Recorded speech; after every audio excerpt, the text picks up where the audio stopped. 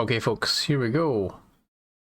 Thought it'd be fun to try create the same character in both Dark Heresy and Imperium Maledictum. A brand new Warhammer 40,000 roleplay game. So what I've done here is I took one set of rolls and then used them for both characters. So, rolling up the stats, we rolled a 20 for weapon skill, a 13 for ballistic skill, 7 for strength, 18 for toughness, 18 for agility, 6 for intelligence, 5 for perception, 11 for willpower, and 3 for fellowship. And I decided we're going to make a scum character. So someone from one of the hive cities of the Imperium. So let's run down this, shall we? So maximize this and zoom in a bit so you can see what's happening. Not that much. So with this character, Dark Heresy, let me reroll one result. So my reroll in the fellowship, I got a 9. And for fate, because you roll for it in Dark Heresy, I rolled a 7, which gave me 2 fate points. Which was history there, I'll come back to that. By adding the homeworld stuff, all the kind of homeworld modifiers of being a hive world, that then gave us the final stats that we've got here. Almost. And we've got your Imperial Divination. So it's a D100 roll, and you get some kind of random effect which can help or hinder your character right from the get-go. I rolled something called Trust in Your Fear, and that basically gave me +2 to my agility, taking me up to a nice even number. And then it gave me an extra fate point as well, which took me right up to the 3 that you see down here. Now, from being from a hive city, we get the accustomed crowds trait. Means crowds of people don't slow you down, as they count as difficult terrain for other people. You also get the Caves of Steel, which means tech use tests are basic to me, so that means we've entered it here on the sheet, on the left hand side column, which means I can always attempt a tech use test, even though I'm not properly trained in it. So at the moment my intelligence is 26, so yeah, be half in that. It's still a chance, but it means I can still attempt it, and it's not like the normal advanced tech use skill for anyone else, where I just couldn't do it at all. Being hive bound, you also get the -10 on survival tests outside your proper hab when there's like no ceilings. So if you're out in the wilderness, you're a bit like, where's my metal ceiling? Which actually reduces intelligence tests. But you're wary as well, which gives you a +1 on initiative rolls. With Dark Heresy characters, you get 400 experience to start. And for that, take an advance in Charm, Sound Constitution, which gives me an extra wound, +10 awareness, and throw and weapon training. And I rolled randomly in one of the kind of background things, which gave me draw sound.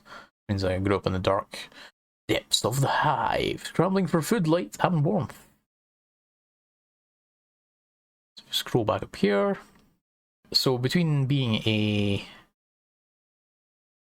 someone from the hive and being in the scum career path, started with awareness, and we've got charm, deceive, and dodge. And I've also got blather and common lower Imperium. And obviously we've got the advance of +10 as well for the awareness. And as for equipment, starting the game with an autogun and a knife. and streetwear and beast furs, which gives me 2 armour on the body. And finally we've got our wounds of 12. So, not too bad. Let's see what the Imperium Maledictum one is like. Oop. There we go.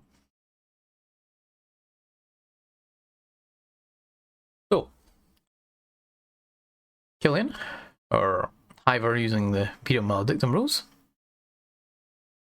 I used the same stats, same rolled ones of I did for the Dark Heresy character, and with that, I just left them as they were, which got me an extra 50 experience, and then picked a home world, which lost me some bonus experience, and from that added to my agility and perception. I picked my faction, which is Infractionists, which is your kind of criminal background, essentially. And next we went for a Hive Runner, which gave me bonuses to agility and perception, gave me some athletics, some fortitude, reflex, and stealth. And you can see here as well, we have some talents, such as Deadeye and Duelist. So, we've got our starting stats there, and your Imperium Maledictum characters always start with 3 fate points, so it's not like random amongst all the different people playing. And here we've got a couple advances in athletics, a couple in fortitude, 1 in ranged, 1 in stealth, and a couple in reflex as well. And then we've got specialization, so we've got reflexes, specialization dodge, an extra +5, and then thrown ranged skill, kind of try and match up with the thrown weapon training. I've got another one. And from being an Infractionist background, you've got +1 influence in there. I rolled up connections, so we could have like someone in the party try to outdo, and maybe I suspect my patron is a traitor. Ooh, that could be interesting. And I did roll for divination as well, so there are no bystanders more, only soldiers and traitors. Which kind of fits in with that traitor suspect thing almost. And equipment wise, yeah, get a lot more stuff. I went with a kind of warrior background, so ended up getting a stub pistol, knife, chainsaw, las pistol, and las gun. It's got a flak jacket there as well. Give me far more armour than I would if I was just in light leathers. And got like a fragment grenade, vox bead and stuff. So already better equipped.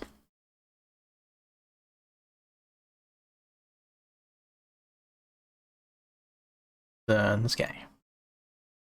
Zoom out there a bit.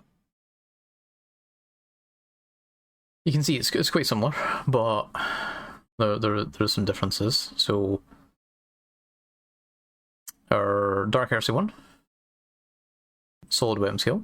That's the same on the Maledictum one.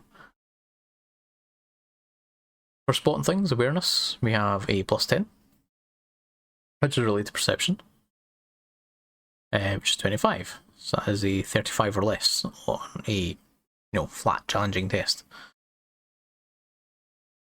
Over here on our Maledictum one, we have, let's see, awareness. Yeah, awareness is here as well. So awareness 35. And that is related to our perception, which we managed to get extra boosts on. So, interestingly, it's the same, but only because I was able to spend experience on the Dark Heresy one to give me the +10. But the actual core stat is higher on the Maledictum one.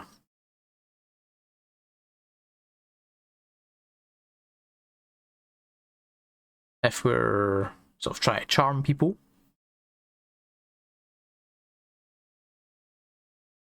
you can see we've got, we're like trained in their fellowship. I got 34. So probably just like a straight 34 test or less, to try and kind of interact with folk. Look at the characteristics on Maledictum 1. We've got less fellowship, only got 23. But if I was dealing with other infractionists, criminals, yeah, I've got a +1 influence, which would help with that. That's where that kind of comes into play. And you can see we have the dodge skill. It's based, of course, on agility. Agility is 40. Over here we've got agility 48. So Imperium Maledictum reflexes. I've got 2 advances in that, +10. And then I've got dodge specialization, +5. Really? It's a +15 on to your agility there, which means Imperium Maledictum guy can dodge stuff way better than our poor Dark Heresy version here. Talent wise, starting the game with Deadeye is pretty solid. Aim with ranged attack, yeah, +1 success level. And I've got duelists, which means non-subtle one-handed weapons gain the defensive trait. Which obviously can help in those situations. Talent wise, we don't really have anything beyond the hive stuff there, which just kind of helps you move through crowds, really. That's kind of main advantage. +1 initiative though, that's pretty solid. That is a good point as well. So fixed initiative and Maledictum 7, instead of how it's done in Dark Heresy where you use roll d10 and your agility bonus. So agility of d10 +5. A lot of the time that's going to be a lot higher than 7. Wounds wise, we've got more wounds on the Dark Heresy character, but that's because we have bought an extra wound with sound constitution. You don't buy wounds in Imperium Maledictum, but you can see it's based on your strength bonus plus 2 times your toughness bonus plus your willpower bonus. So if you were to increase those stats, then that would be how you could increase your wounds. So overall, you can see Imperium Maledictum character a lot more powerful, got a lot more cool gear. There's a couple things the Dark Heresy one is slightly better on, but for the most part the Maledictum one definitely outclasses it. So right away in the system, you're seeing a stronger kind of character to start the game with. Are they going to last any longer? Well, both systems are deadly, so probably not. Hopefully this was kind of interesting. The folk want to see the differences between the 2 different kind of systems for Warhammer 40,000 and what a kind of starting character can look like. And if you do like this, please like the video, and I'll see you next time. Bye everyone.